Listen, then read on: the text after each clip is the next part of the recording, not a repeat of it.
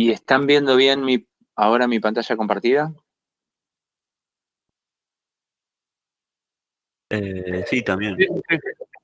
Ok. Bueno, tengo problemas con la otra compu. Bueno, entonces, buen día. Vamos a empezar hoy con la unidad 6, que sería la última evaluada durante el cursado. Después nos quedaría nuclear, que se va a evaluar en el coloquio, pero no en un parcial, o sea, no para aprobar el cursado. Entonces, vamos a ver de manera muy hiper compacta, reducida, lo que sería la física del estado sólido.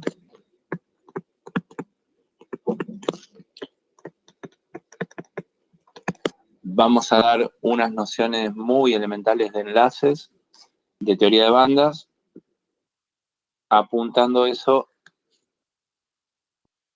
a poder tratar de manera muy también elemental la conductividad en algunos sólidos, por ejemplo, en conductores y en semiconductores. También, muy con los dedos y hasta ahí vamos a llegar para tener algún concepto de esos temas. Entonces, en la clase de hoy, la idea es ver en primer lugar enlaces, a vuelo de pájaro, qué tipos de enlaces hay y qué características generales produce de acuerdo al tipo de enlace. Después vamos a ver también todo esto en muy poquito tiempo. Vamos a ver estructuras cristalinas.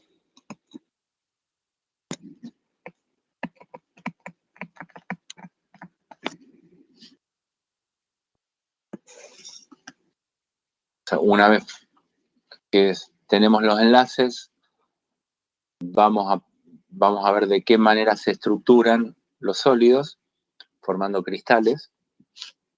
Y por último, ¿qué pasa con los estados energéticos de los electrones? O sea, conociendo lo que sabemos de cómo son las energías y los niveles en un átomo de hidrógeno, tratar de extrapolar a qué le pasa a esas energías cuando formamos un sólido. Y eso se conoce como teoría de bandas.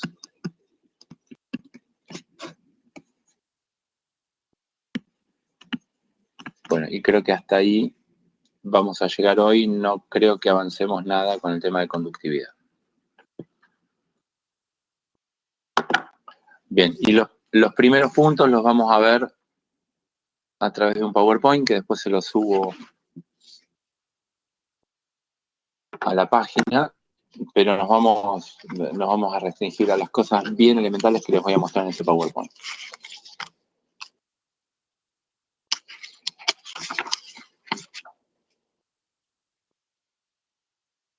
Entonces,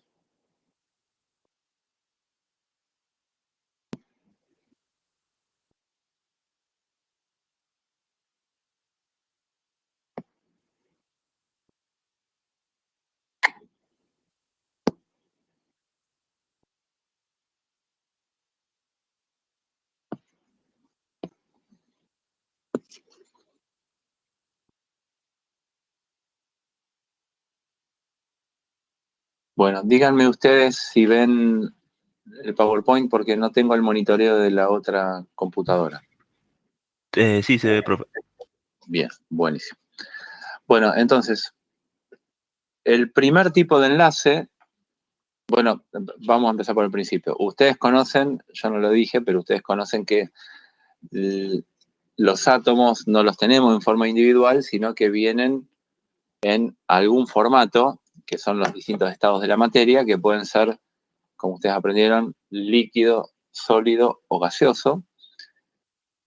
Hay un estado adicional que es el plasma, que es a altas temperaturas y presiones, como por ejemplo lo que tenemos en el interior de las estrellas, por ejemplo. Pero bueno, no nos vamos a meter con ninguno de esos, salvo con los sólidos, que es la idea de considerar en esta unidad. En los sólidos tenemos los átomos juntitos, uno al lado del otro, y la cuestión es qué los mantiene juntitos, uno al lado del otro. En los líquidos esa unión es más débil y en los gases esencialmente no existe y uno tiene los átomos casi sin interacción unos con otros. Bueno, entonces los sólidos covalentes son los quizás que tienen enlaces más fuertes, o sea, ligaduras más fuertes entre átomo y átomo, y se produce, la idea está representada ahí en ese recuadro, en ese rectángulo de color verde o celeste, o un combo, donde los electrones se comparten entre los átomos y tienen funciones de ondas nuevas que son un poco distintas a las funciones de onda que tenían los átomos, los electrones en los átomos de manera individual. Al ponerse cerca, bueno, las funciones de onda de los electrones se intermezclan y quedan unos estados que se llaman, los enlaces de esos electrones unidos entre los dos átomos se los llama enlaces covalentes, y los sólidos que se forman por esos enlaces son sólidos covalentes.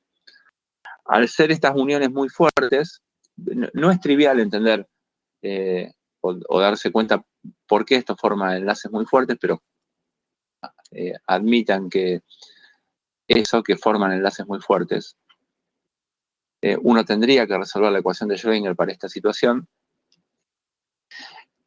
y lo que da en consecuencia es que son sólidos muy duros, los electrones están bien ligados, es decir, pertenecen ahí a la unión de esos átomos, es difícil sacarlos de ese estado, de esa función de onda, y ponerlos en otro lugar, y por lo tanto son malos conductores de electricidad, porque uno para conducir electricidad necesita que los electrones se muevan libremente o bastante libremente en el sólido.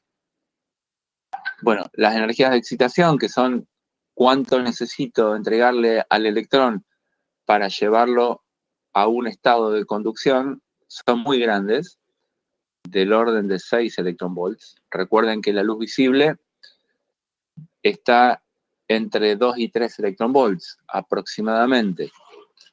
Entonces 6 electronvolts, estamos bien en el UV, y si uno ilumina uno de estos sólidos en general, después vamos a ver que depende particularmente de cada uno, pero piensen por ejemplo en el diamante. Esa estructura que tienen ahí en forma de bolitas enganchadas con palitos, representarían, por ejemplo, los átomos de carbono enganchados con sus vecinos. Entonces, ese sería el diamante, y cuando uno ilumina con luz visible, la luz visible no le da la energía al fotón de 2 electronvolts o de 3 electronvolts para sacar el electrón de ese estado ligado y llevarlo a otro estado. Y por lo tanto, como pasaba en el átomo de hidrógeno, esos fotones pasan de largo y los materiales son obviamente transparentes a la luz visible. Bien, ahí tienen la misma estructura, fíjense, vista desde distintas perspectivas,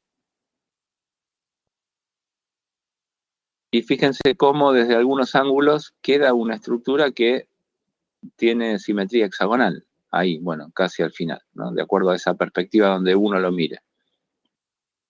Bueno, entonces considerar estas cosas de acuerdo al ángulo en que uno lo mire, los planos cristalinos, se puede volver complicado. Nosotros nos vamos a restringir a los casos más elementales de estructuras cristalinas.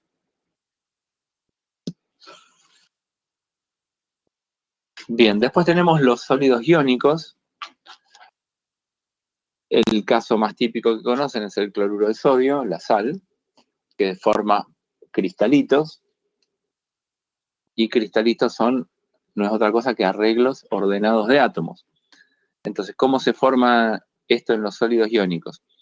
Bueno, el sodio, ¿se acuerdan que el sodio, por ejemplo, tiene 11 electrones? Está en la primera columna de la tabla periódica. Tiene un electrón en la última capa, o sea, tiene una capa llena, en este caso la segunda, y tiene un electrón en el nivel 3. Ese electrón es bastante fácil de arrancar, y el cloro tiene el caso opuesto, está anteúltimo o en la anteúltima columna de la tabla periódica de elementos y le falta un electrón para tener su última capa completa. Entonces, el cloro tiene tendencia a adquirir un electrón que cierra su última capa y el sodio es muy fácil que pierda un electrón. Entonces, habitualmente tenemos el sodio que perdió un electrón y el cloro que ganó un electrón, o sea, un ion positivo de sodio y un ion negativo de cloro, y al estar en esa condición, bueno, se atraen obviamente por sus cargas. Y entonces se ordenan alternadamente, como tienen ahí en la figura, un átomo de cloro, un átomo de sodio, un átomo de cloro, un átomo de sodio, y forman esa estructura que es, bueno, si uno mira la celdita que tiene la voy a dibujar, que no va a ser nuestra celda elemental, ya vamos a hablar de eso. Si uno tiene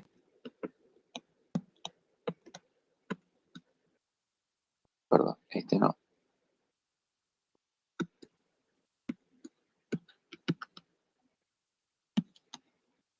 Uno puede pensar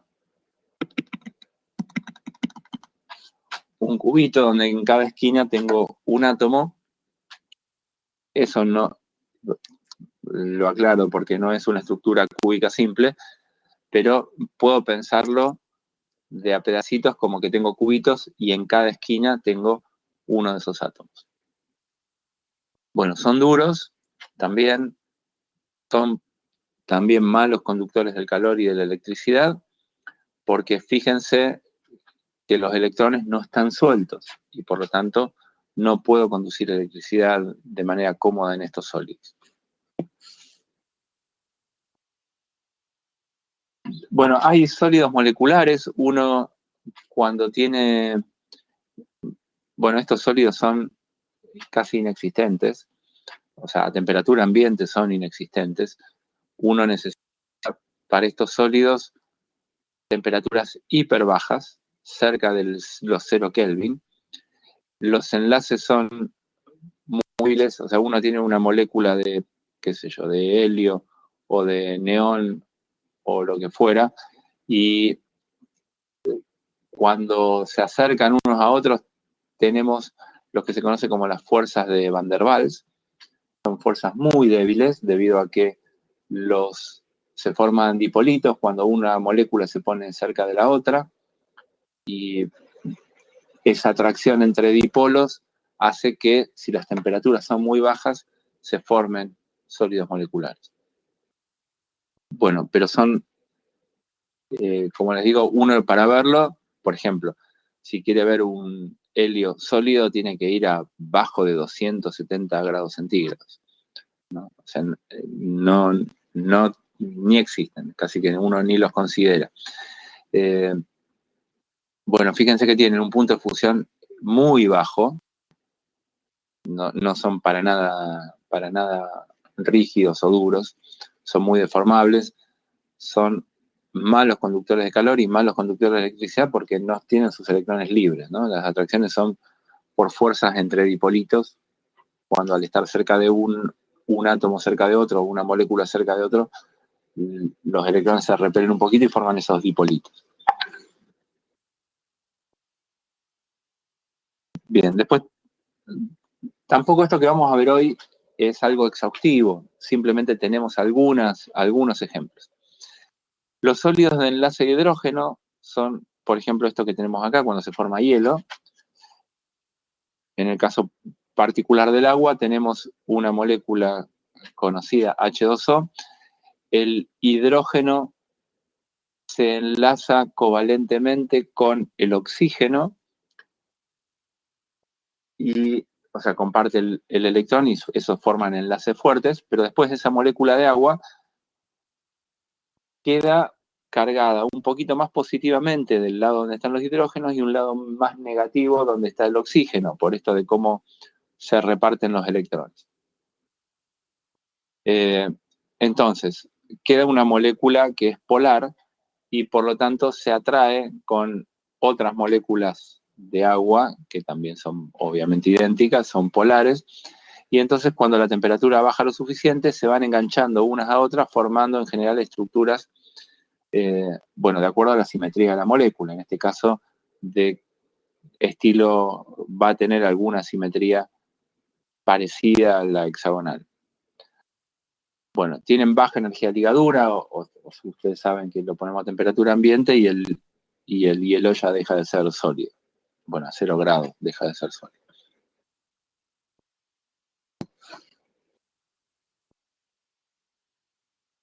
Bien, y otro de los más relevantes para lo que vamos a considerar son los sólidos metálicos. Por ejemplo, si junto todos átomos de sodio o todos átomos de litio, entonces los electrones que están poco ligados, que están en las últimas capas, bueno, o en la última capa, bueno, empiezan, como tienen baja energía de ligadura, empiezan a estar no localizados. Entonces se forma una única masa, o sea, un único sólido, donde los electrones ya perdieron totalmente su localidad. Están sueltos en el conjunto de átomos. Uno puede considerar el conjunto de átomos como potenciales periódicos y los electrones que se mueven libremente en ese potencial periódico. Bueno, son buenos conductores del calor y de la electricidad por esta movilidad que tienen de los electrones.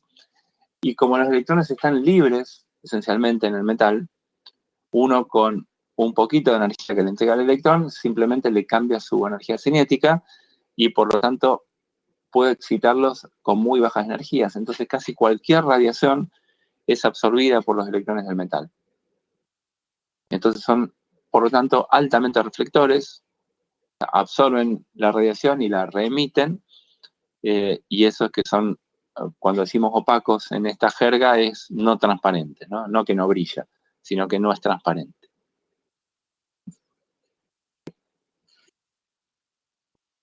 Bueno, esa por ahí sería una imagen más realista. Tenemos los iones bailando porque no están quietos, porque estamos a cierta temperatura, por ejemplo, temperatura ambiente, y eso hace que estén vibrando con una energía que es del orden de kT. K es la constante de Boltzmann y T la temperatura.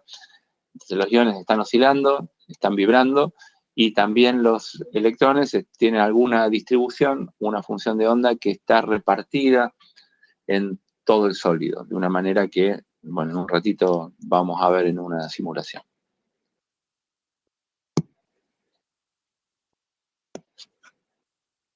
Bueno, después hay otros sólidos que tienen enlaces distintos en una dirección y en otra. Un ejemplo de eso es el grafito. Ahí tienen, recuerden que habíamos visto el diamante, que tenía una estructura de tipo tetragonal.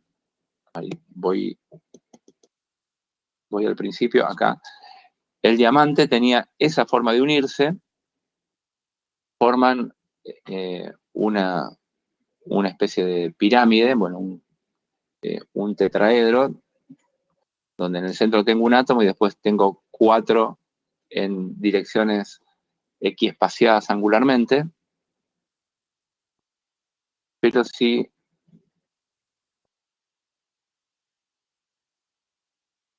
bueno, tendría que escribirles algo acá. Por ejemplo, ¿cómo enlaza covalentemente así el carbono? Porque recuerden, el carbono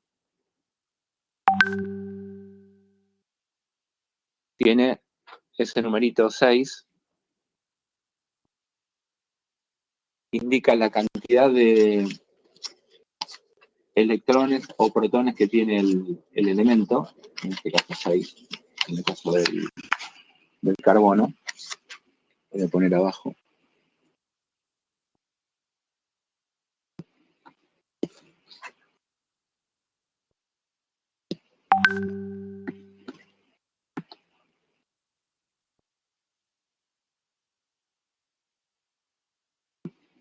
Bueno, así indicamos que tiene 12 bolitas, o sea, 6 protones y 6 neutrones en el núcleo, y el 6 es redundante porque dice lo mismo que la letra C. Carbono es que tiene 6 protones y 6 electrones. Bueno, nosotros habíamos visto las funciones de onda que eran N1, L0, ahí tengo 2 electrones, y después tengo N2, L0, ahí tengo 2 electrones, y N2, L1, ahí tengo otros 2 electrones. Esos serían los 6 electrones del carbono. Pero ustedes saben que las funciones de onda se pueden combinar, porque tenemos la misma energía. Entonces, si estoy en el nivel 2, puedo hacer combinaciones de estos orbitales S y de los orbitales P, y formar funciones de onda que sean combinaciones de orbitales S y P. Entonces, en el carbono, en lugar de tener 2 orbitales S, perdón, un orbital S, que puedo acomodar ahí 2 electrones, y 3 orbitales P, puede pasar, como en el caso del diamante, que tengo 4 orbitales sp3, o sea, combinaciones de funciones de onda del orbital S y del orbital P. Y de esos tengo 4. Entonces, en esos orbitales, que van a tener una forma más o menos así, que sería un combo entre el orbital S y el orbital P, uno tenía simetría esférica y el otro tenía una forma de 2 peras unidas por las puntas. Bueno, eso imagínenselo en estas 4 funciones. Un orbital así, un orbital así, un orbital así y un orbital en la dirección esta hacia atrás. Bueno, eso se comparte covalentemente, lo mismo con el del otro átomo que tiene un orbital así. Bueno, habitualmente en química uno pone el carbono y las 2 rayitas que indican que ahí tengo un enlace covalente donde está compartido el electrón. Bueno, estos orbitales híbridos se pueden formar de muchas maneras y depende de las circunstancias históricas de cómo se formó el sólido. Depende a qué temperatura, a qué presión, durante cuánto tiempo, cómo se fue enfriando. Bueno, todo eso determina cómo van a ser esos orbitales electrónicos. En el caso del grafito, sigue siendo carbono, pero ahora vamos al grafito.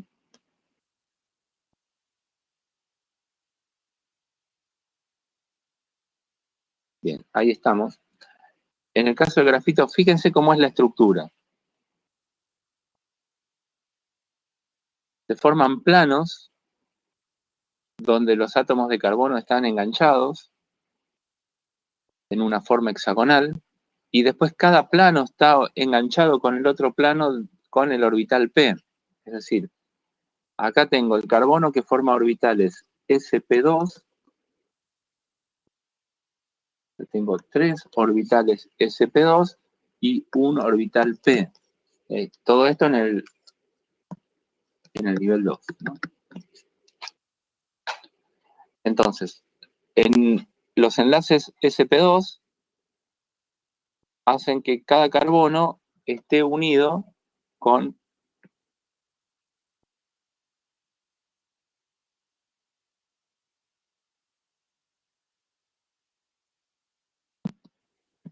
tres carbonos de manera covalente. Y a su vez cada uno está unido con otro.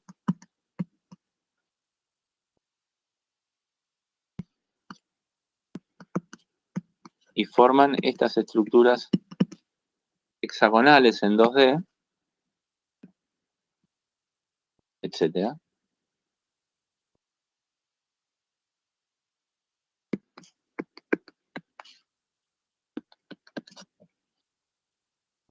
Que son las que ustedes ven. Y en la dirección vertical están unidos, o sea, yo tengo ahora estos planos así hexagonales, y en la dirección, en esta dirección, y en la dirección vertical, ahora se los muestro en otra figura, van a estar unidos los átomos de carbono, cada átomo va a estar unido con un orbital P con el otro átomo de carbono que está en el plano de arriba.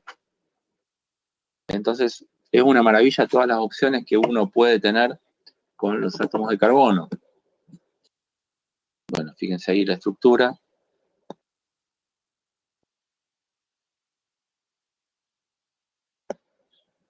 Bueno, esta sería entonces la forma en que están enganchados los átomos en el grafito, los átomos de carbono en el grafito, y uno tiene un combo, en una dirección tengo una unión y en otra dirección tengo otra unión. Entonces, los electrones que están unidos covalentemente entre los orbitales híbridos están fijos, no se mueven, pero en los orbitales p los electrones están más o menos libres y por lo tanto conduce electricidad el grafito en esos planos. Esos planos se deslizan unos con otros porque están poco ligados. Entonces uno puede usar el grafito, por ejemplo, para escribir en el papel. Uno mueve y no con el diamante. Con el diamante uno lo raya el papel y no queda ningún átomo de carbono en el papel.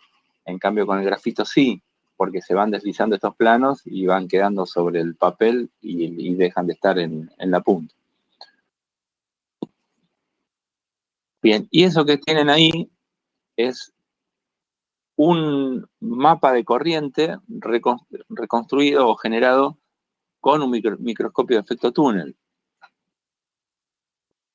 ¿Se acuerdan que vimos el microscopio de efecto, o vimos el efecto túnel, y una de las aplicaciones del microscopio de efecto túnel? Fíjense cómo reconstruyen, haciendo un escaneo con la punta de la corriente en función de dónde está parada la punta, y uno después dibuja este mapa de corriente con la computadora, y lo que tiene es un mapa proporcional a las alturas. Es decir, estamos detectando átomos individuales. Fíjense cómo se ven con bastante claridad los átomos de carbono que forman esta estructura hexagonal en el grafito o en los planos del grafito que están unidos unos con otros. Bueno, uno puede ver, eso es ver entre comillas, ¿no? Esos átomos.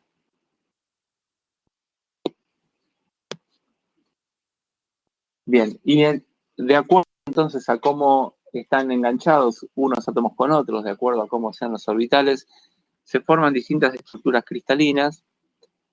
Las redes que forman esas estructuras se llaman redes de Bravais y hay distintas opciones. En total hay 14 redes distintas de Bravais y ahí tienen dibujadas las 14. Bueno, acá están algunas, ahora sigue la página siguiente, están las demás, y tienen nombres. Bueno, triclínica es que tiene todos sus lados distintos, A1, A2 y A3 son los lados, y alfa son los ángulos entre los distintos lados. Tiene sus 3 ángulos distintos y sus 3 lados distintos, esa es triclínica. Monoclínica ahí no se ve bien, pero uno de los ángulos es distinto a 90 grados. Ortorrómbica, bueno, tiene los tres ángulos iguales a 90 grados, pero sus lados distintos. Tetragonal tiene 2 lados iguales y uno distintos y sus 3 ángulos a 90 grados. Bueno, trigonal tiene los 3 lados iguales y sus ángulos menores a 120 grados. La cúbica tiene, bueno, esas son las que vamos a considerar 3 lados iguales, obviamente, y sus 3 ángulos iguales. Las cuentas que vamos a hacer las vamos a hacer de manera sencillita con estas estructuras cúbicas. Y la hexagonal, bueno, tiene este formato hexagonal, bueno, que ustedes ven representados ahí. En la dirección vertical, obviamente tenemos los 90 grados y en la dirección del plano que está dibujado ahí horizontal, 120 grados. Bueno, y el lado vertical no es igual al lado horizontal. Y el lado horizontal obviamente son iguales. Bueno, aparte de los cristales, recuerden, cristales son estructuras ordenaditas de átomos. Aparte de los cristales hay otro tipo de estructuras, esos son cristales que están bien ordenaditos. Uno tiene policristales, es decir, en la medida que se va formando el material, en un sector se empiezan a acomodar átomos ordenaditos uno al lado del otro, en otro sector se empiezan a ordenar uno al lado del otro, bien prolijitos, pero empezaron en lugares distintos, y cuando llegan como dos albañiles que empiezan a poner en lugares distintos los cerámicos, y uno empezó en una dirección, otro en otra, y cuando se juntan, bueno, tienen un problema. Ese problema se llama el borde de grano. El, el sólido tiene estructuras de granos, y en cada grano tiene una estructura cristalina distinta. Entonces, eso se conoce como un policristal. En general, es una estructura típica de los sólidos. No tenemos un material cristalino donde tenemos un cristal uniforme, salvo que uno lo construya prolijamente. En general tiene o un policristal o amorfos, como en el caso de algunos materiales, como los vidrios, donde uno tiene este tipo de estructuras que no son nada. O sea, no son cristales de a pedacitos, o sea, no son policristales, son medios amorfos. Bien.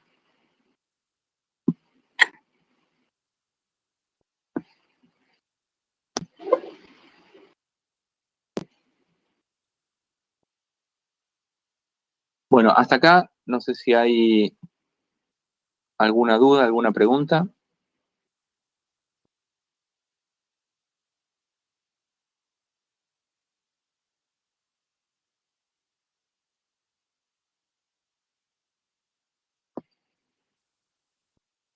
Venimos fenómenos. Bueno, entonces,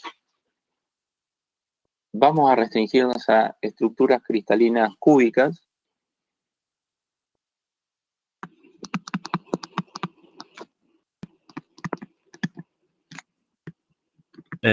No se ve lo que está escribiendo, me parece, profe.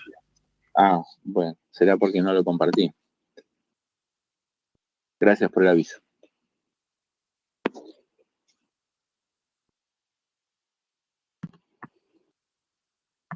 Bien, entonces tenemos estructuras cristalinas cúbicas, que de las 14 redes de Bravais son 3 tipos de redes que son las más elementales, y vamos a poder hacer cuentas de manera rápida. Entonces, una es tener los átomos, uno en cada esquina, de un cubo.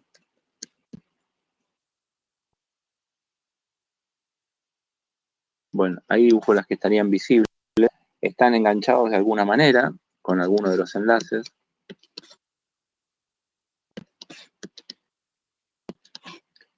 Bueno, y me falta ahí el que no se ve, que estaría ahí atrás. Bueno, esta estructura cristalina es una estructura cúbica simple.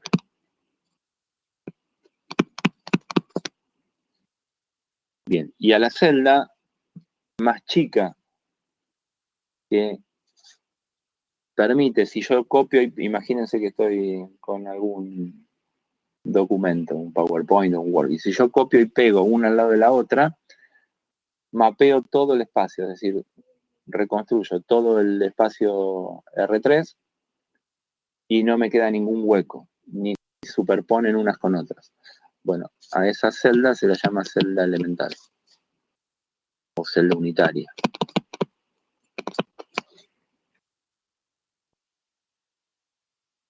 Y si yo la pego y piso un átomo con otro, cuando pongo la celda al costado, bueno, voy generando todo el espacio R3.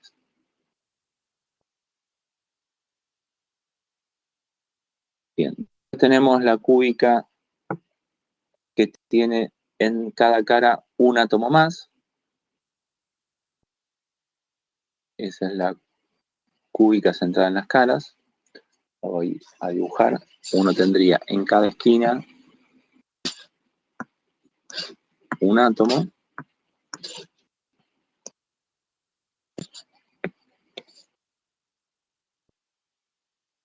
Bien, igual que lo que dibujamos antes. Pero ahora tengo en el centro de cada cara un átomo más.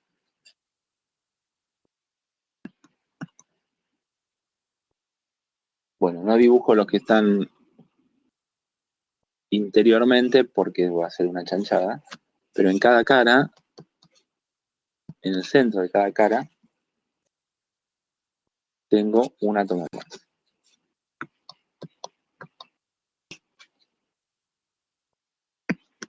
Esta se llama cúbica centrada en las caras.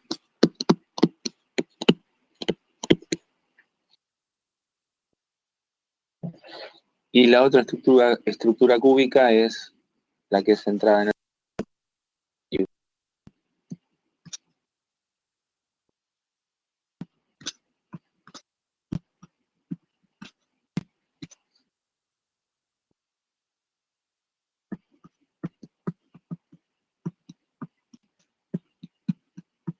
Bueno, en el centro del cubo tengo otro átomo más.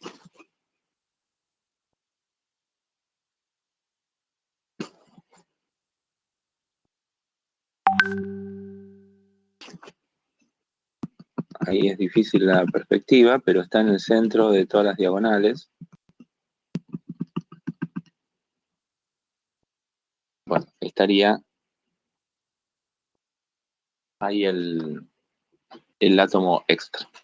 Esta es cúbica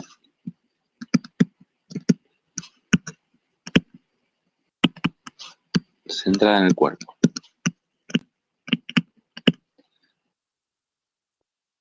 Bueno, al lado de la celda unitaria se lo llama parámetro de red. En este caso, como son cúbicas, tenemos un solo parámetro.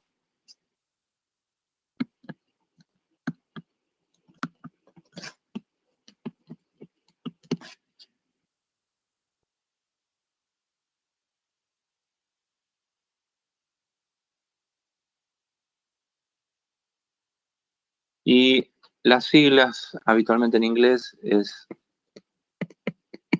SC de cúbica simple. Cúbica centrada en las caras es Face Center Cubic. Y la cúbica en el cuerpo es B de Body Center Cubic. Sería la cúbica en el cuerpo.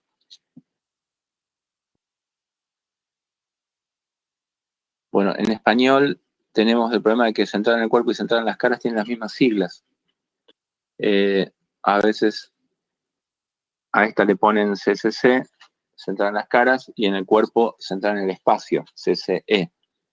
Pero bueno, quedamos con la notación en inglés.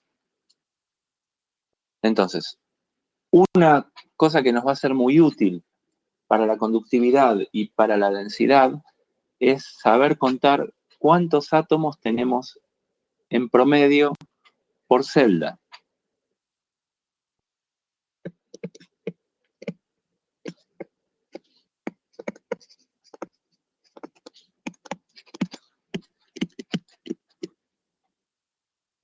Esto es un lío, ¿por qué? Porque tenemos, al lado de esta celda tenemos otras. Entonces, tengo que saber contar bien y no hacerme lío, porque esta celda cúbica, por ejemplo, la simple, le pongo otra al lado, y bueno, si cuento que el átomo del rincón lo tengo en una celda, no lo tengo que contar en la otra, para hacer bien la cuenta de cuántos átomos tengo por celda y por unidad de volumen. Entonces, la manera de hacerlo es, imagínense que estamos en 2D, por ahí en 2D se ve más y tengo los átomos ordenaditos así. Bueno, lo sigo haciendo en naranja. Un átomo, otro átomo, otro átomo, otro átomo, otro, otro, otro, otro. Bien, recuerden que están más o menos, si uno toma el promedio de dónde está el electrón en la función de onda, tengo que están ahí los electrones muy juntitos unos de otros, ¿no? Las funciones de onda. De hecho, se pisan y se forman estos, a veces los enlaces covalentes. Bueno, etcétera. Dibujo algunos más y nada. Bueno, fíjense que si agarro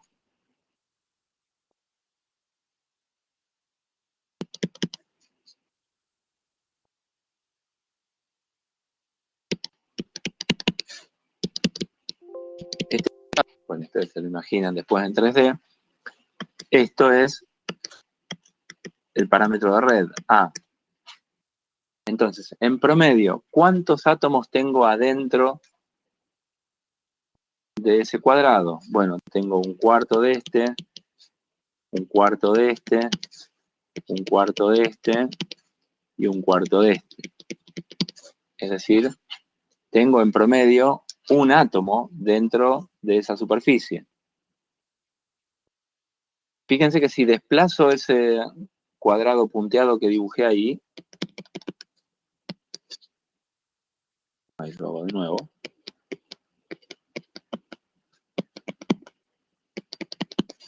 Bueno, es lo mismo que esto, o sea que ahí se ve por ahí más claro que tengo un átomo en cada uno de estos cuadrados. Bueno, si nos vamos a 3 dimensiones, está claro que vamos a tener en el cubo, en cada esquina, bueno, el cubo es ficticio, ¿no? Es ilustrativo. Voy a tener en cada esquina un átomo.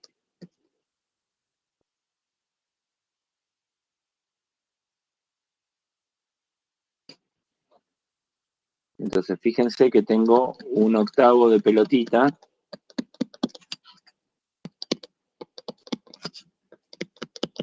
en cada lugar. O dicho de otra manera, si lo pienso acá como en 2 dimensiones, cada átomo en 2 dimensiones está compartido, como está justo en la esquina de un cuadrado, está compartido con 4 cuadrados. Entonces tengo un cuarto de átomo en cada cuadrado. Bueno, en 3 dimensiones tendría cada átomo está compartido en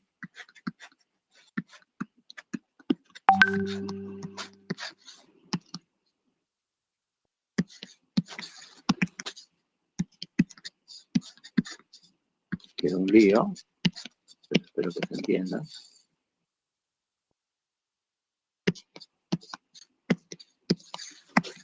Bueno, cada átomo está compartido en 8 cubitos.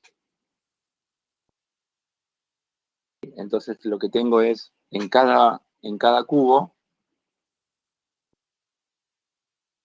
en cada celda, voy a tener uno de átomo por cada esquina. Bueno, vamos a poner vértice, que suena mejor, por 8 vértices.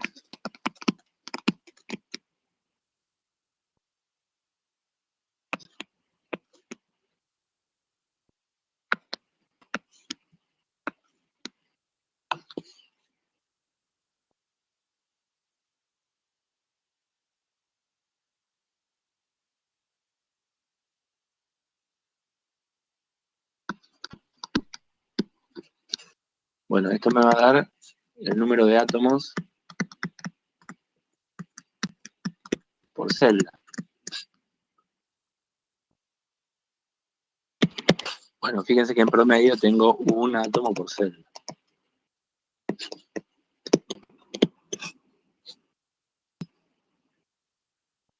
En el caso de la estructura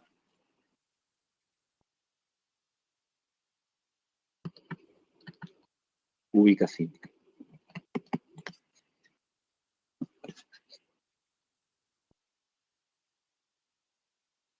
Bueno, si agarramos la estructura cúbica central en el cuerpo,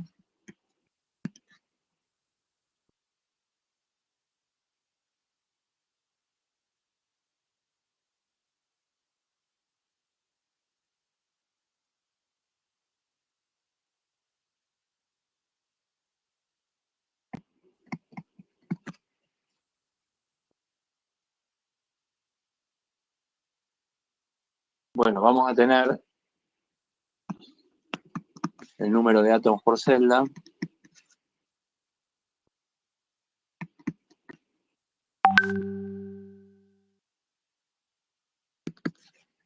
Va a ser, bueno, tengo la misma cantidad de esquinas y la misma cantidad de, bueno, ahora no lo anoto.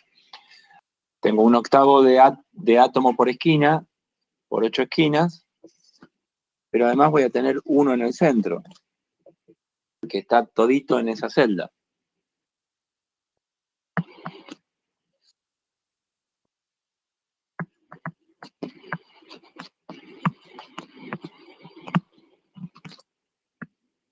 Esto como antes, como en la cúbica así.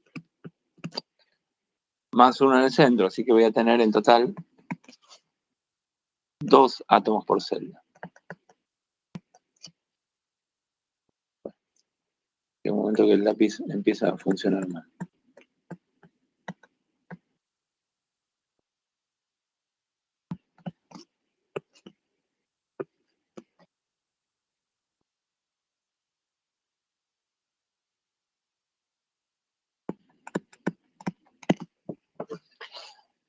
Y en la cúbica centrada en las caras,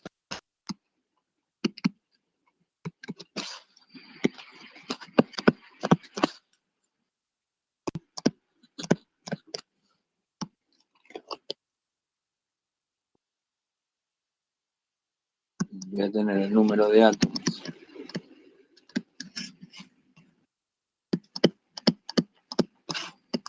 por celda va a ser, bueno, 1/8 por 8, esto es lo mismo que antes, porque sigo teniendo un átomo en cada esquina, más, bueno, y ahora tengo que contar, en el centro no tengo nada, tengo que contar los átomos de las caras. Entonces, ¿cuántas caras tengo en un cubo?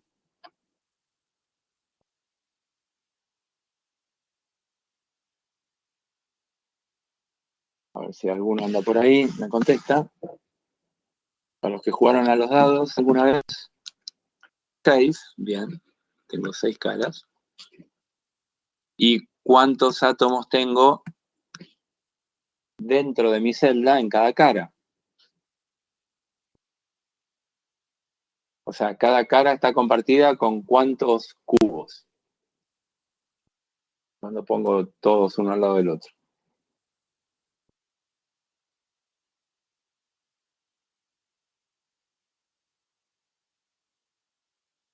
Ahí espero que llegue el chat. Medio, bien. Tengo medio átomo adentro de la celda y medio átomo en la celda con la que comparte cara. Así que en total tengo 4 átomos por celda.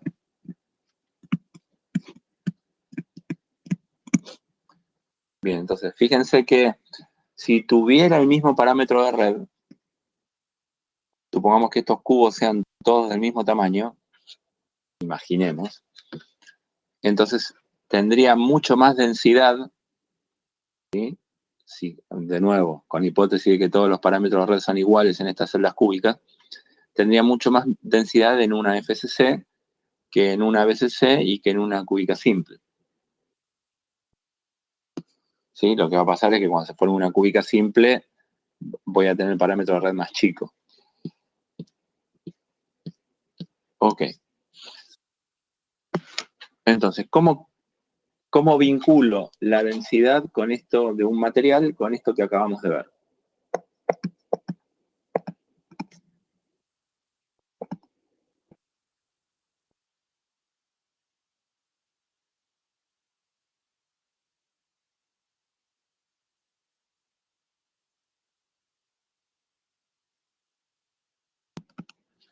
Bueno, la densidad no es otra cosa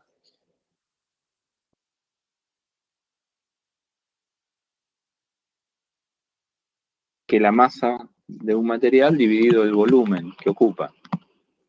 Y esto lo puedo hacer en el pedazo de material que quiera. La densidad obviamente no me cambia. Yo puedo agarrar un metro cúbico de material, ver cuál es su masa, agarrar esa masa y el volumen y eso me da la densidad. Bueno, si lo tengo en forma cristalina, da igual si lo hago en cualquier tamaño, lo hago en el tamaño que más me conviene, es decir, lo hago en una celda unitaria. Entonces, en una celda unitaria voy a hacer simplemente el número de átomos por celda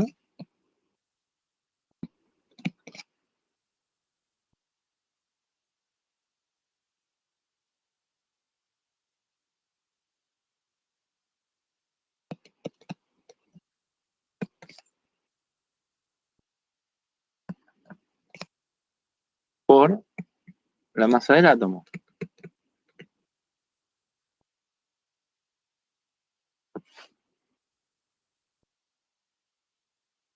Bueno, y el volumen de la celda, el volumen total donde están esa cantidad de átomos.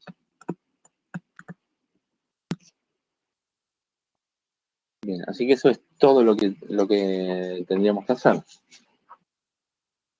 ¿Sí? La masa del átomo lo tiene en la tabla periódica de elementos. El volumen de la celda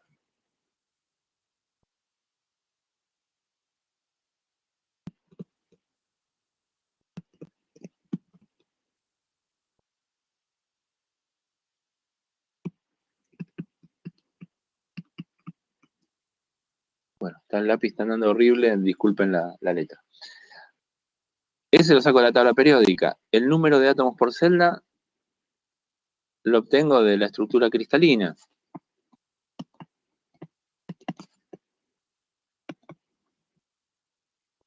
Y el volumen de la celda no es otra cosa que, si estoy en una cúbica,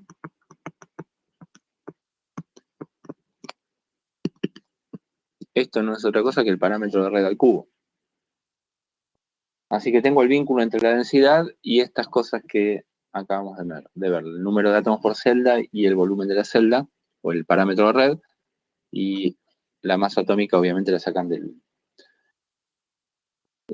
la tabla periódica de elementos. Bien, tienen algunas cuentas elementales para hacer con esto, tienen para pensar algunas cosas extras, bueno, hay algunas estructuras en la guía que no son cúbicas, como por ejemplo el cloruro de sodio, pero uno las puede mentalizar como una cúbica simple, pero no es una celda unitaria. Y hay otra que no me acuerdo qué es dióxido de titanio o algo así, para que también la piensen y hagan estas cuentas más o menos elementales a ver si les funciona. Lo que ustedes se imaginan viendo el dibujito y la densidad.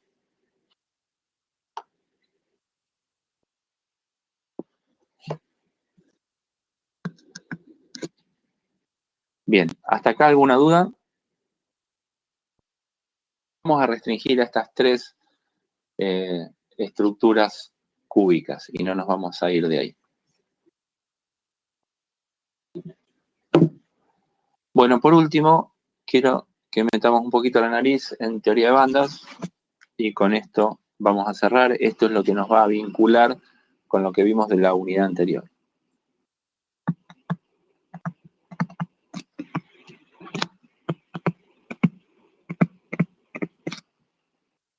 Bueno, teoría de bandas no es otra cosa que lo que sale de resolver la ecuación de Schrödinger cuando yo pongo un potencial periódico.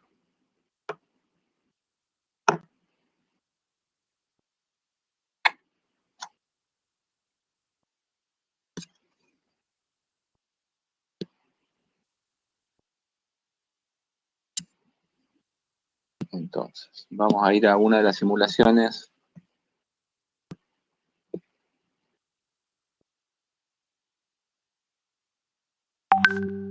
Bueno, díganme por favor si están viendo en pantalla la simulación del PET de la Universidad de Colorado. Sí, se ve bien. Perfecto. Bien, entonces, ahí tengo el caso de el pozo finito que resolvimos, un pozo cuadrado. Obviamente, si uno cambia el ancho del pozo,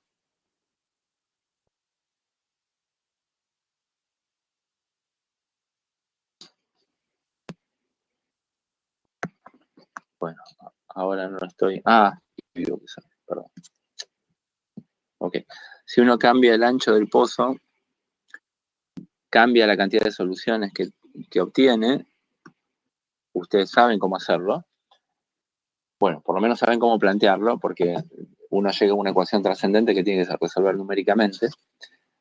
Puede cambiar la altura y puede obtener distinta cantidad de soluciones de acuerdo a la altura del pozo. Y las funciones de onda las tienen graficadas ahí abajo está graficada la densidad de probabilidad. Si elijo el nivel fundamental, que ahora está seleccionado ahí en color rojo, obtengo esa distribución de probabilidad. Si elijo el nivel siguiente, el nivel 2, tengo esa distribución de probabilidad. Si elijo el nivel 3, tengo esa distribución de probabilidad, donde, fíjense, la característica que destacamos es que, bueno, obviamente tiene una mayor frecuencia espacial, porque el impulso es mayor y por lo tanto el K es mayor y por lo tanto la longitud de onda es menor, y penetra más en la región clásicamente prohibida. ¿Sí? Acuérdense que está entrando, a ver si puedo...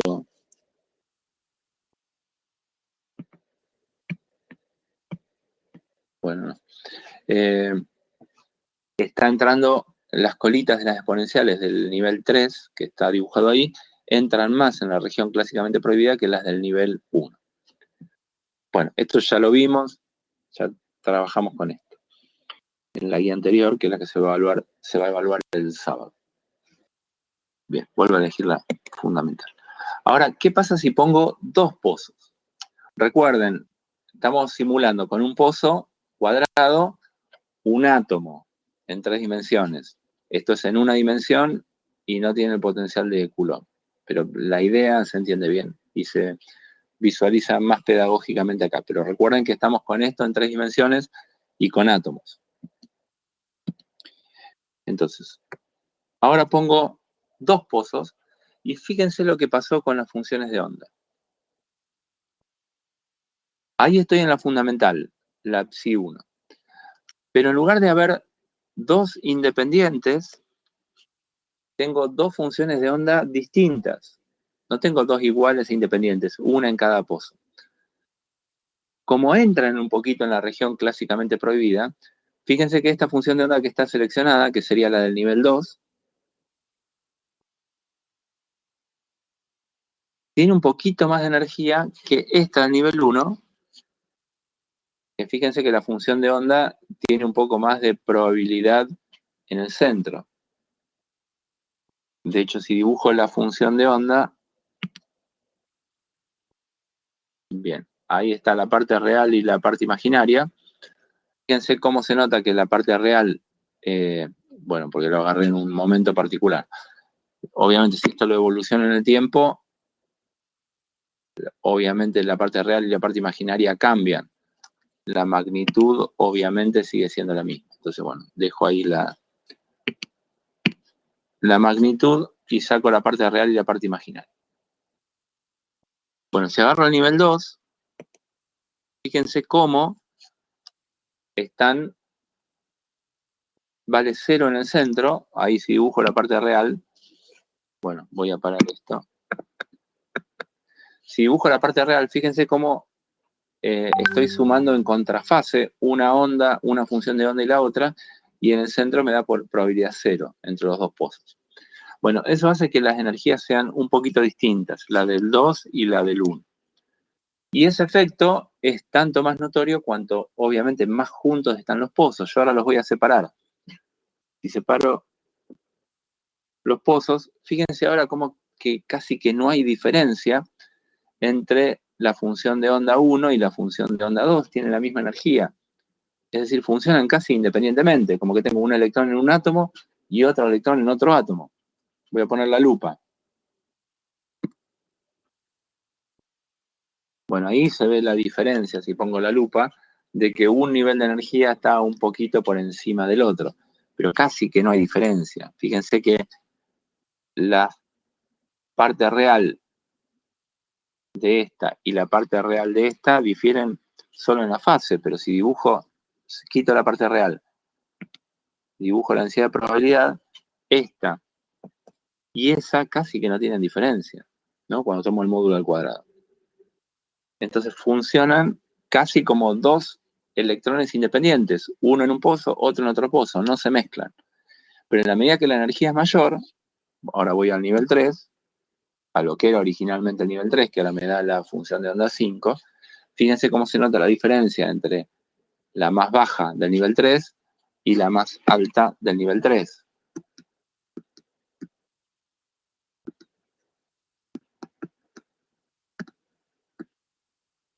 Bueno, la más alta del nivel 3 vale 0 en el centro de los pozos, y la más baja del nivel 3, que sería la que etiquetada como 5 acá, me da su densidad de probabilidad más alta en el centro de los dos pozos.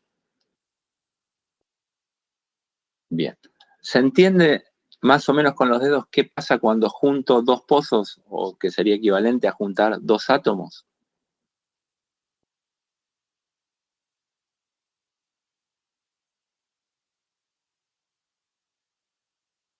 Ahí los pongo bien juntitos. Bueno, eso que ustedes ven representado acá abajo sería un enlace covalente. ¿Sí? Un electrón que está compartido entre los dos pozos.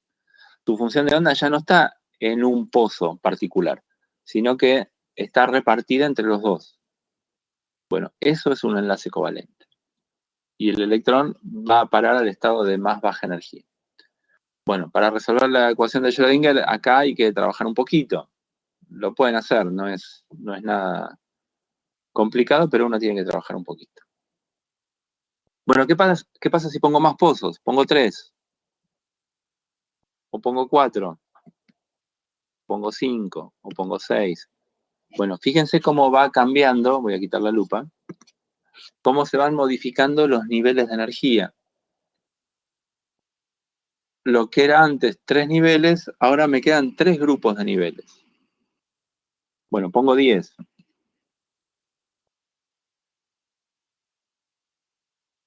Voy a separarlos un poquito.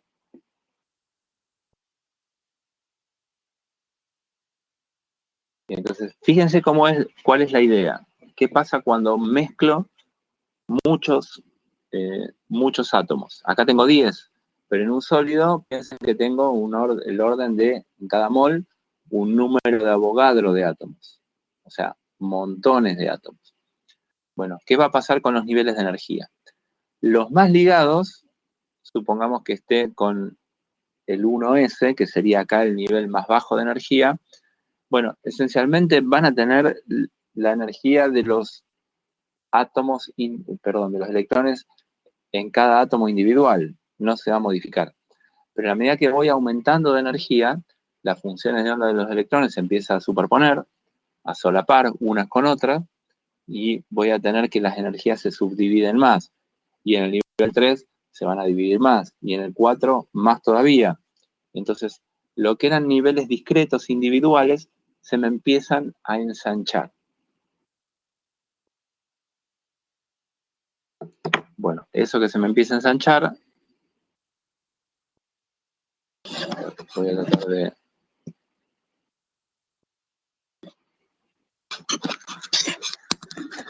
Un segundito.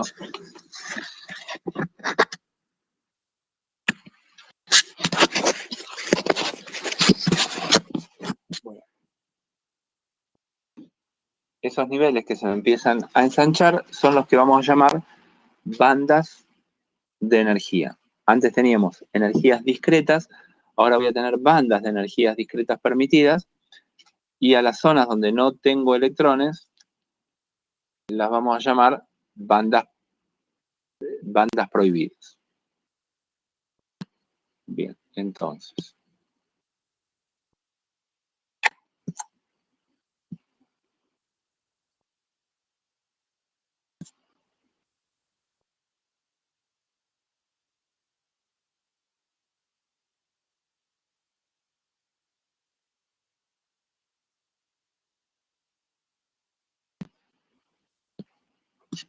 Ya estoy con ustedes. ¿Sí?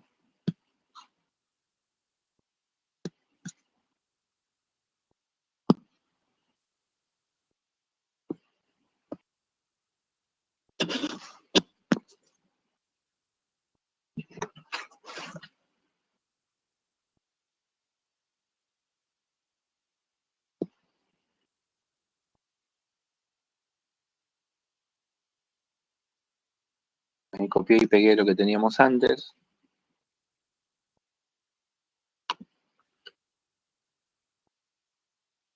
Entonces, imagínense que tengo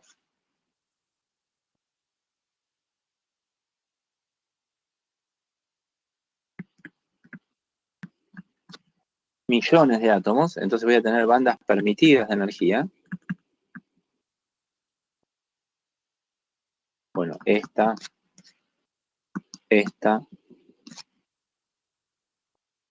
quedó más estrechita, pero sigue siendo una banda.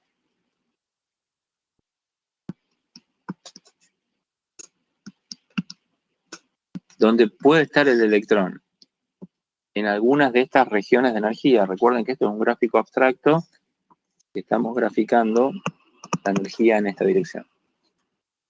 Y vamos a tener también bandas prohibidas.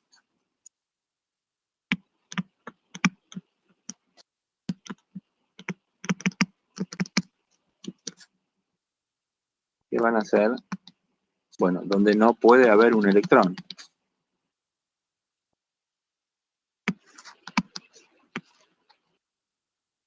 Bueno, a este resultado entonces se lo llama teoría de bandas.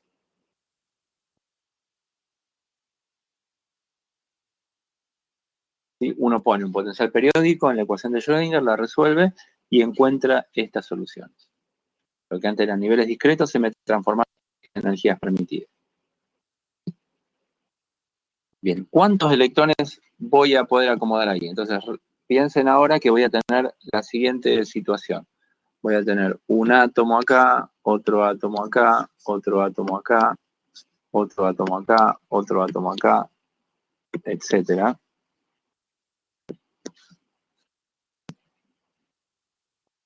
Cada uno de estos tiene un potencial de Coulomb. Bueno, así hasta el último átomo de mi sólido, lo estoy haciendo en una dimensión, obviamente. Este tiene un potencial de Coulomb.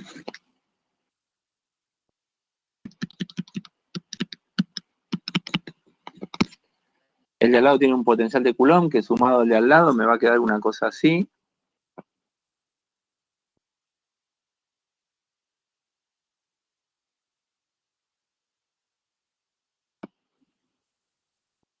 Y este sumado al de al lado me va a quedar una cosa así. Y este sumado al de al lado me va a quedar una cosa así.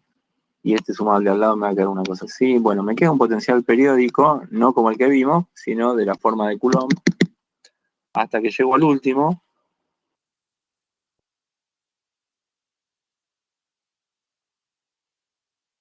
Bueno, este es el potencial periódico que obtengo cuando tengo un arreglo de n átomos.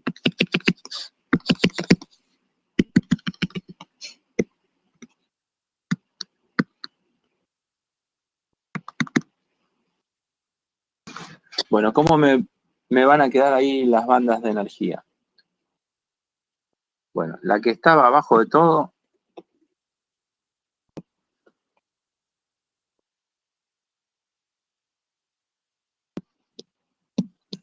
era la 1s, la que estaba más ligada. ¿Cuántos electrones puedo acomodar ahí? Bueno, en cada átomo podía acomodar 2 electrones, así que en este sólido que se formó voy a poder acomodar 2n electrones.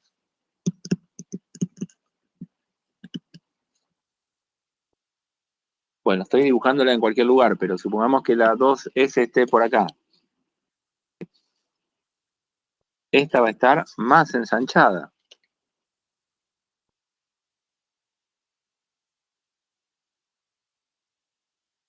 ¿Por qué? Porque los electrones tienen su función de onda más extendida espacialmente. ¿Cuántos electrones puedo acomodar ahí? 2n electrones. Porque en cada átomo podía acomodar 2. Después voy a tener la 2p.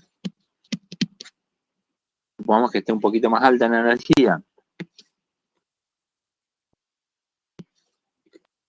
Y se va a ensar más espacialmente. Todo eso va a ser una banda de energías permitidas. Y ahora les pregunto a ustedes, ¿cuántos electrones voy a poder acomodar en esa banda de energía? O sea, pienso cuánto podía acomodar en el átomo individual, en ese nivel, en el átomo individual, y eso lo multiplico por n.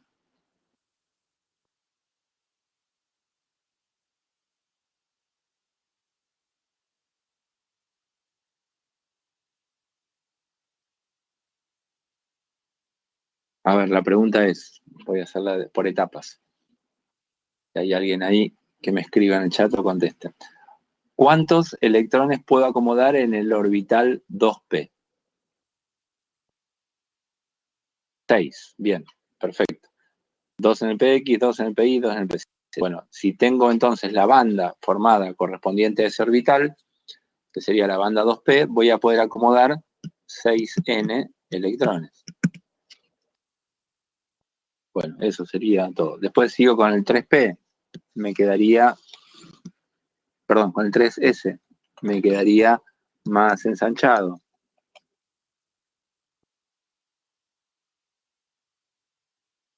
Bueno, etcétera.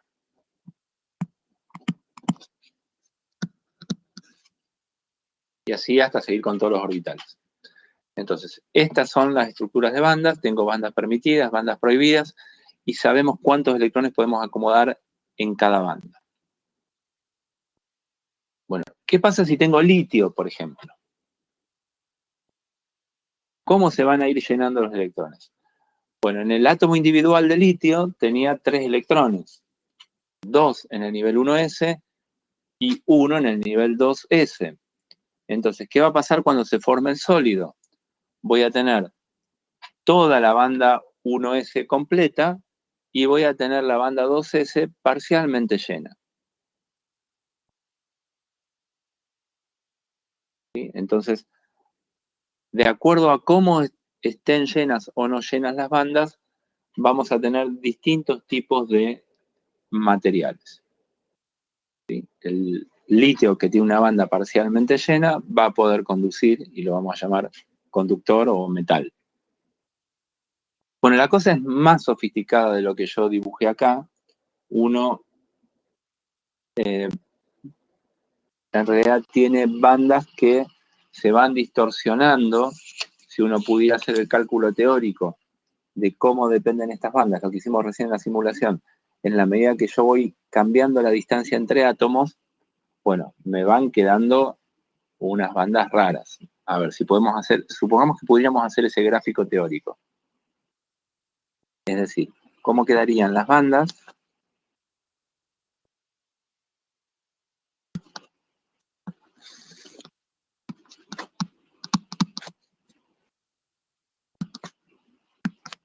Si pudiera graficar esto en función de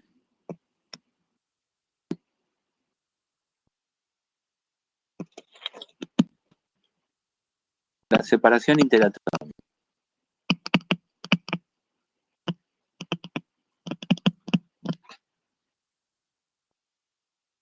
Lo voy a llamar A, pensando que estoy, por ejemplo, con una estructura cúbica simple. La separación interatómica es el parámetro de red A.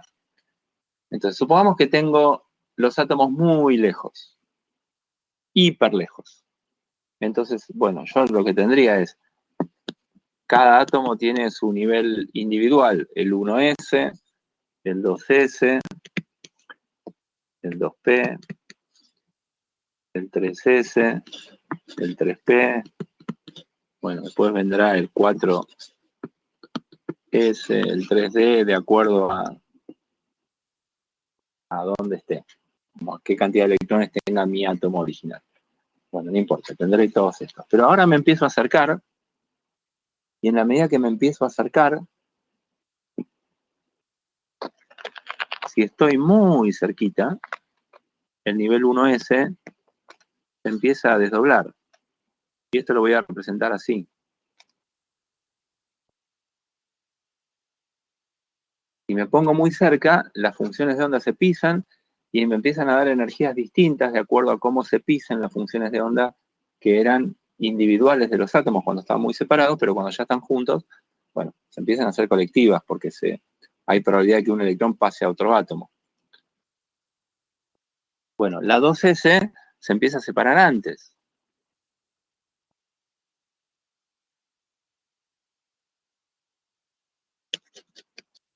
porque las funciones de onda están más extendidas y se empiezan a separar un poquito antes. Y las 2P antes todavía.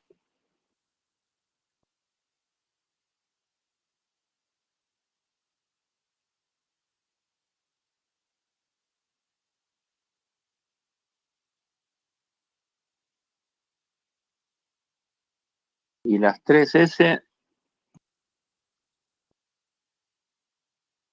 antes.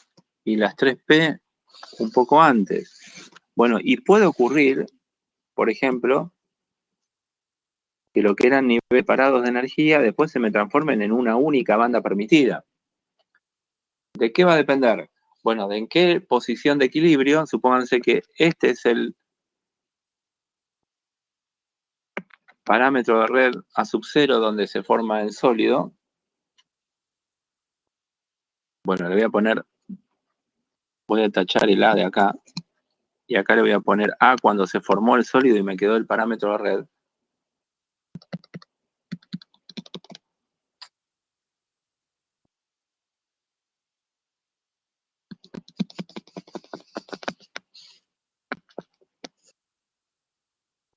Bueno, una vez que se formó el sólido, me van a quedar esta banda permitida, esta banda permitida. Esto es lo que graficamos antes en forma de bandas.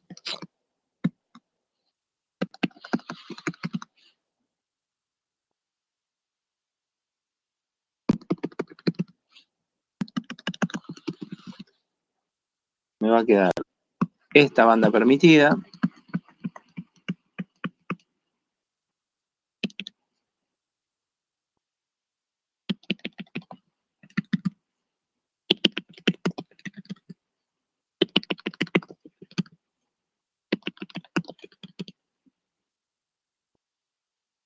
esta banda permitida,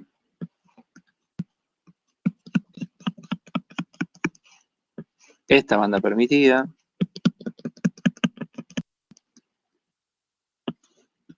bueno, y ese nivel casi que ni se modificó. Bueno, fíjense cómo la cosa puede ser muy complicada de calcular, pero el asunto es que me van a quedar de una u otra manera, sea que las bandas se crucen, se ensanchen más o se ensanchen menos, me van a quedar estructuras de bandas permitidas y prohibidas. Esa es la idea general. Y estará completo con electrones hasta cierto nivel, que va a depender de cómo los átomos individuales estaban completos con electrones.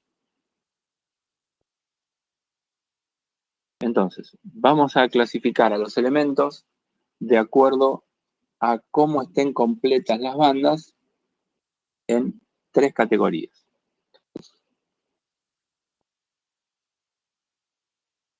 Conductores, semiconductores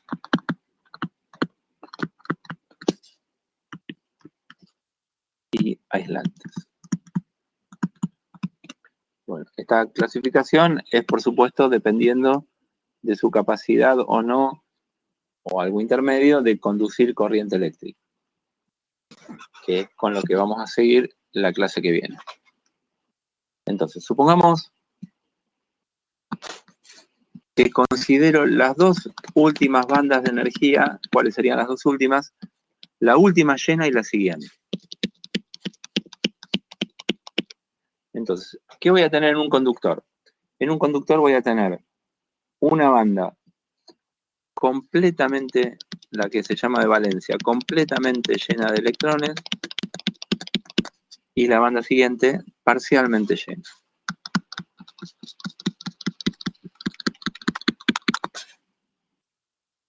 A la última banda completamente llena de electrones se la llama banda de valencia.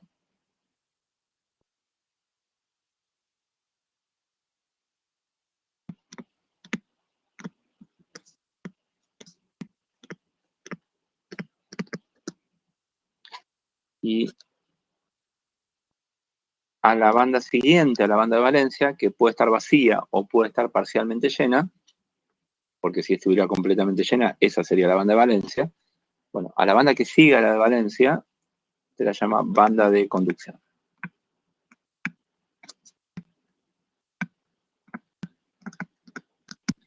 la conductividad de un material, de un sólido, va a depender de esta banda, de cómo esté llena o parcialmente llena esta banda. Si está parcialmente llena, eso va a ser un conductor. ¿Qué pasa en un semiconductor? Voy a tener... Profe, mientras más vacía esté la banda de conducción, mejor conductor es, ¿no? No. Después vamos a ver en la clase que viene, vamos a desarrollar la teoría y vamos a ver de qué depende la conductividad.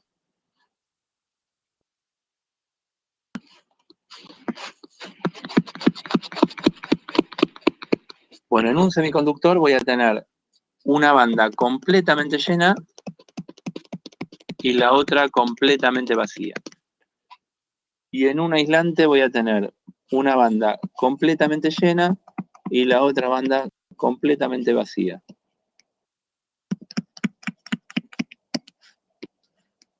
¿Cuál es la diferencia?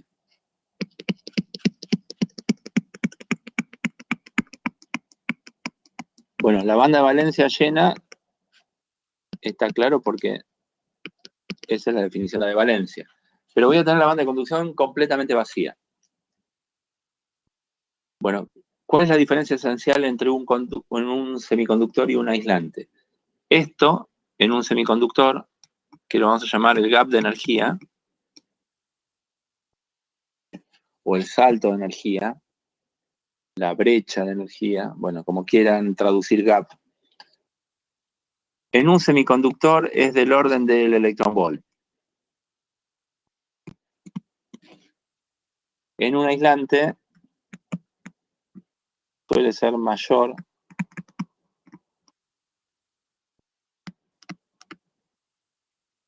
que 2 electronvolts. Por ejemplo, semiconductores típicos, el silicio tiene una energía del gap de 1,12 electronvolts. El germanio tiene una energía de gap de 0,67 electronvolts. El diamante, por ejemplo, tiene una energía de gap de 6 electronvolts. Los enlaces de carbono son muy fuertes. Si uno quiere romper esos enlaces, tiene que tirar con energías muy altas.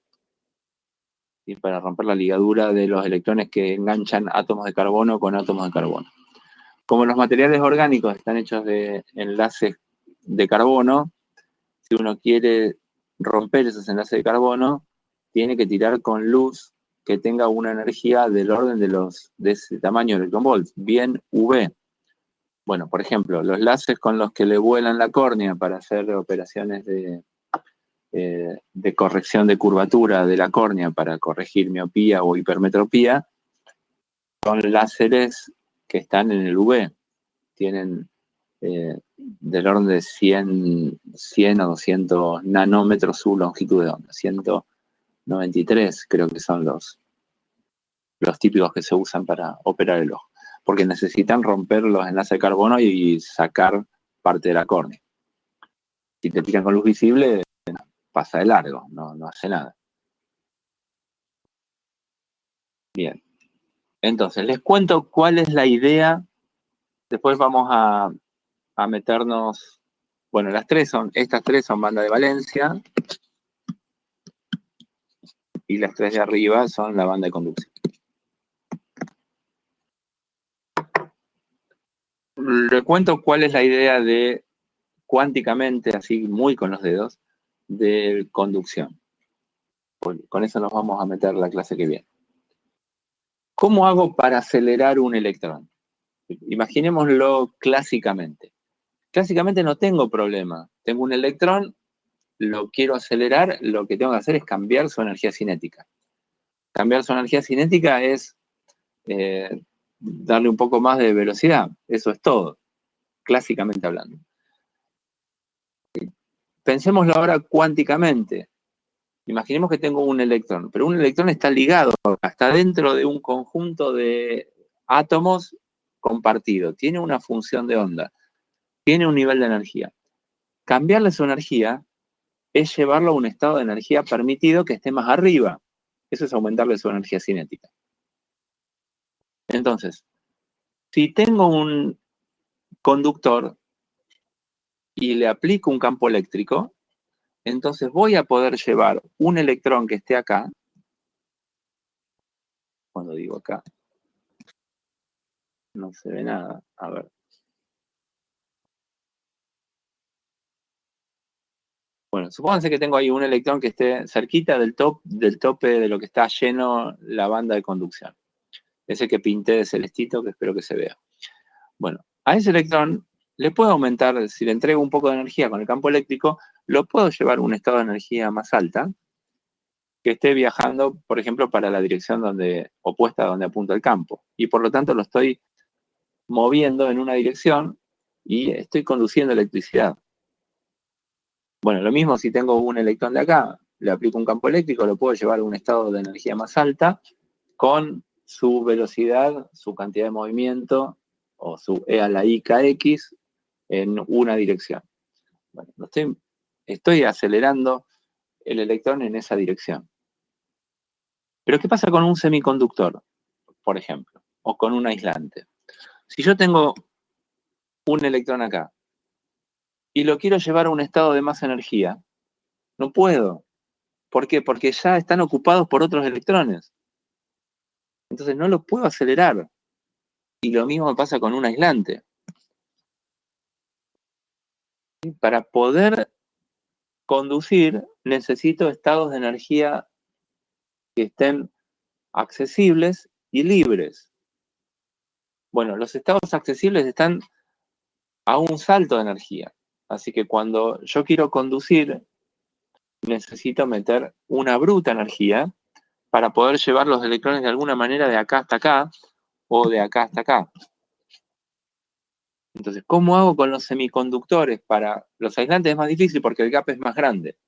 Pero los semiconductores, a temperatura ambiente, con eso nos vamos a meter la clase que viene, puedo lograr que si está a una temperatura T distinta de 0, si estoy a 0 Kelvin tengo lo que tengo en el dibujo, pero si estoy a temperatura ambiente, bueno, algunos electrones, recuerden que eso está oscilando, se está moviendo con una cierta energía promedio, bueno, algunas de las oscilaciones térmicas de la red hará que algún electrón, pum, le peguen y esa energía le sirva para pasar a la banda de conducción. Entonces voy a tener algunos electrones sueltos en la banda de conducción, muy poquitos, pero algunos, y algunos agujeros, o sea, faltantes de electrones, la misma cantidad de faltantes de electrones en la banda de valencia que electrones voy a tener en la banda de conducción. Y ahora sí, tengo unos pocos electrones que los puedo acelerar, o tengo algunos pocos estados vacantes en la banda de valencia a donde puedo promover electrones de la misma banda de valencia que estén más bajos en energía. Entonces ahora sí, cuando aplico un campo eléctrico, tengo un poco de electrones y un poco de huecos abajo que los puedo mover con el campo eléctrico porque puedo hacer que los electrones se aceleren, ya sea en la banda de valencia o en la banda de conducción. Bueno, pero eso ocurre a temperaturas distintas de 0. A temperaturas bajas, un semiconductor es un aislante. Bueno, y los aislantes a temperatura ambiente no me da el cuero de la energía térmica para que haya electrones promovidos de la banda de valencia a la banda de conducción. Bueno, hay otras formas de llevar electrones de la banda de valencia a la banda de conducción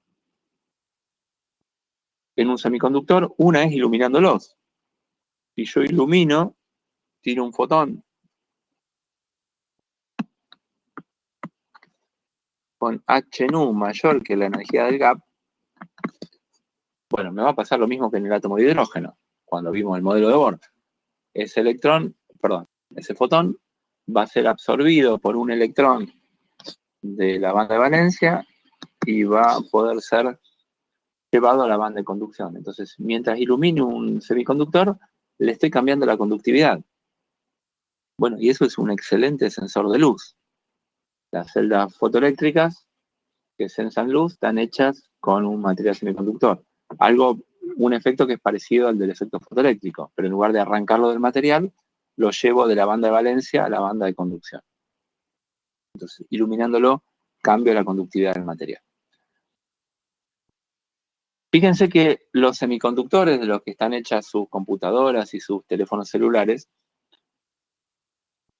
cambian mucho su propiedad de conductividad con la temperatura. Y por eso cuando levantan mucha temperatura, bueno, puede ser que se cuelgue, ¿no? Una computadora necesita los ventiladores para enfriar el procesador.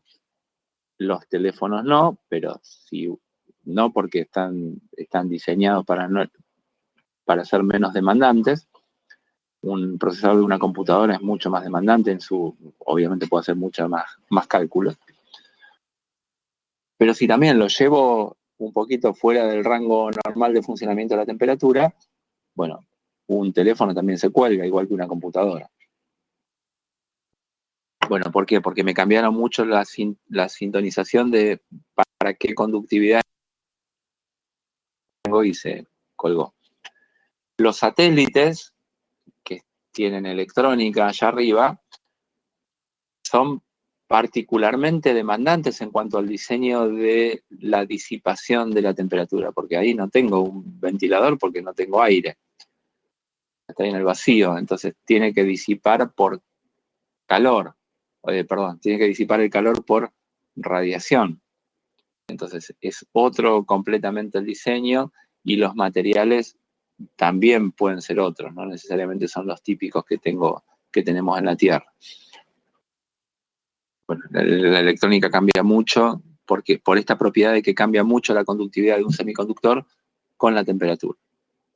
Bueno, y otra manera de cambiar la conductividad de un semiconductor, realmente son muy versátiles esos materiales y por eso se usan mucho, es a través de doparlos con, por ejemplo, tengo silicio o tengo germanio y lo dopo con algún otro elemento químico que está cerca de ese elemento químico, o que tiene un electrón más o que tiene un electrón menos. Si ustedes se fijan en la columna, van una columna a la derecha o una columna a la izquierda, y eso va a hacer que cambien un poco las propiedades electrónicas del material. Ya lo vamos a ver, bueno, no sé si la clase que viene, pero sí fuera de lo que se va a evaluar en la unidad 6, pero sí que se va a evaluar en el final. Bien, es un buen momento para dejar acá. Entonces, lo que vimos hasta ahora es con los dedos, con este programita de simulación, cómo se forman las bandas permitidas de energía a partir de los niveles que eran niveles discretos de energía en los átomos individuales. Y de acuerdo a qué tanto estén llenos, que va a depender obviamente de qué tanto estaban llenos los niveles del átomo, va a determinar qué tanto estén llenas las bandas en el material que se forma, en el sólido que se me forma. Si la última banda está parcialmente llena, eso es un conductor. Si la última banda a temperatura cero está completamente lleno, será un aislante o será un semiconductor. Lo que determina la diferencia es el gap. Si el gap es del orden del electronvolt, eso es un semiconductor, ya que a temperatura ambiente voy a tener electrones promovidos de la banda de valencia a la banda de conducción y algo de conductividad voy a tener. En un aislante, por más que esté a temperatura ambiente, no voy a tener electrones en la banda de conducción y por lo tanto va a seguir siendo un aislante y no va a conducir nada de electricidad.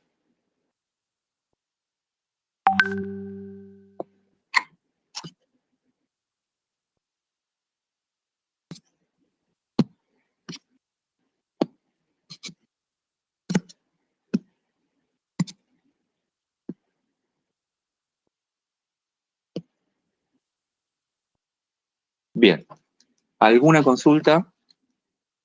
¿Alguna duda? ¿Algún comentario? Profe, Sí. ¿qué año se armó toda esta teoría?